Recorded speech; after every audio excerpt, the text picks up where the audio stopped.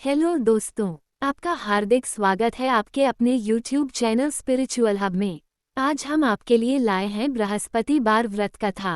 तो चलिए दोस्तों, अभी चलते हैं हम अपनी कहानी पर। प्राचीन समय की बात है। किसी राज्य में एक बड़ा प्रतापी तथा दानी राजा राज्य करता था।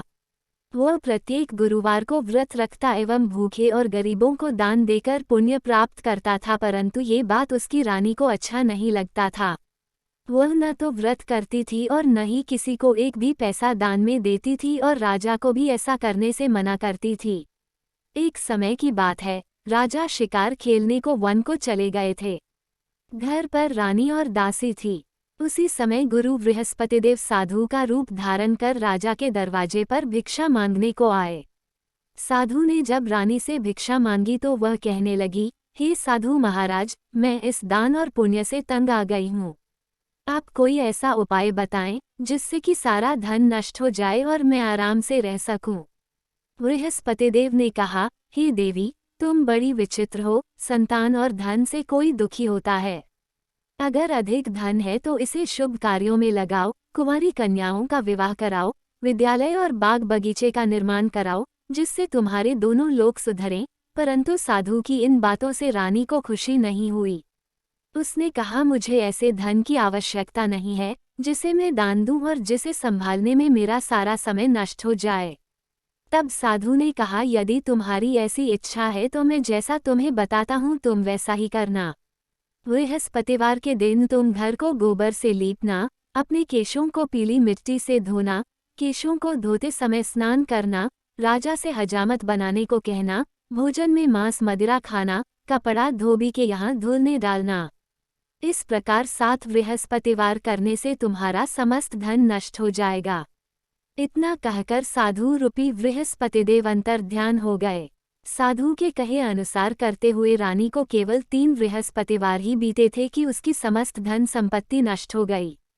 भोजन के लिए राजा का परिवार तरसने लगा।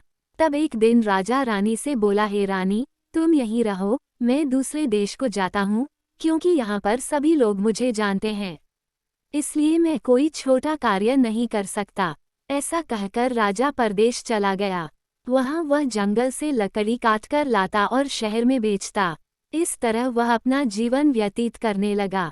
इधर राजा के परदेश जाते ही रानी और दासी दुखी रहने लगी।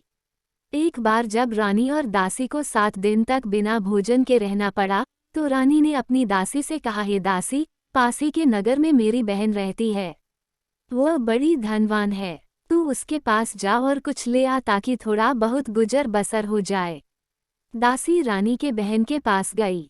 उस दिन बृहस्पतिवार था और रानी की बहन उस समय बृहस्पतिवार व्रत की कथा सुन रही थी। दासी ने रानी की बहन को अपनी रानी का संदेश दिया, लेकिन रानी की बड़ी बहन ने कोई उत्तर नहीं दिया। जब दासी को रानी की बहन से कोई उत्तर नहीं मिला तो वह बहुत दुखी हुई और उसे क्रोध भी आया। दासी ने वापस आकर रानी को सारी बात बता दी। सुनकर रानी ने अपने भाग्य को कोसा। उधर रानी की बहन ने सोचा कि मेरी बहन की दासी आई थी, परंतु मैं उससे नहीं बोली, इससे वो बहुत दुखी हुई होगी। कथा सुनकर और पूजन समाप्त कर वह अपनी बहन के घर आई और कहने लगी, हे बहन, मैं बृहस्पतिवार का व्रत कर रही थी। तुम्हारी दासी मेरे घर आई थी, परंतु जब तक कथा होती है तब तक न तो उठते हैं और न ही बोलते हैं, इसलिए मैं नहीं बोली। कहो दासी क्यों गई थी? रानी बोली, बहन, तुमसे क्या छिपाऊं, हमारे घर में खाने तक को अनाज नहीं था। ऐसा कहते कहते रानी की आंखें भर आई। उसने दासी समेत पिछले 7 दिनों से भूखे रहने तक की बात अपनी बहन को विस्तारपूर्वक सुना दी।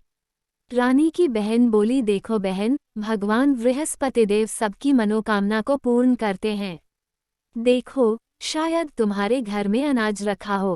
पहले तो रानी को विश्वास नहीं हुआ, पर बहन के आग्रह करने पर उसने अपनी दासी को अंदर भेजा तो उसे सचमुच अनाज से भरा एक घड़ा मिल गया। ये देखकर दासी को बड़ी हैरानी हुई। दासी रानी से कहने लगी, हे रानी, जब हमको भोजन नहीं मिलता तो हम व्रत ही तो करते हैं, इसलिए क्यों न इनसे व्रत और कथा की विधि पूछ ली जाए ताकि हम भी व्रत कर सके। तब रानी ने अपनी बहन से बृहस्पतिवार व्रत के बारे में पूछा।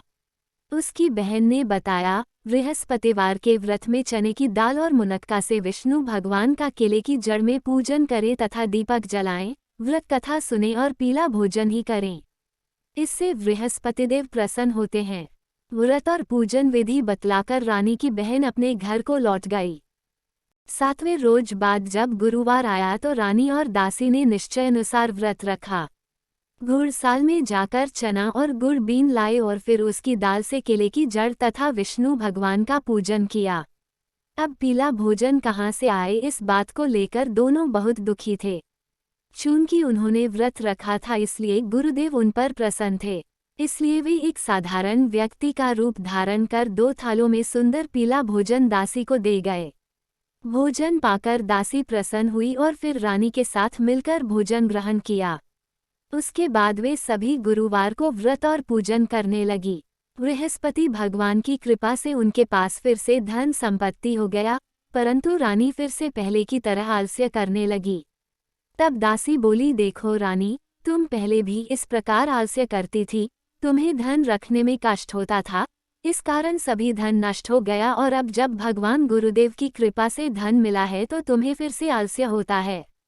बड़ी मुसीबतों के बाद हमने ये धन पाया है, इसलिए हमें दान पुण्य करना चाहिए, भूखे मनुष्यों को भोजन कराना चाहिए और धन को शुभ कार्यों में खर्च करना चाहिए, जिससे तुम्हारे कुल का यश बढ़ेगा, स्वर्ग की प्राप्ति हो और पितर प्रसन्न हो।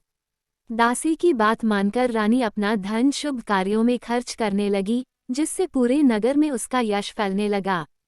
धन्यवाद दोस्तों। अगर हमारी कथा अच्छी लगी हो तो वीडियो को लाइक और शेयर करें, चैनल को सब्सक्राइब करें।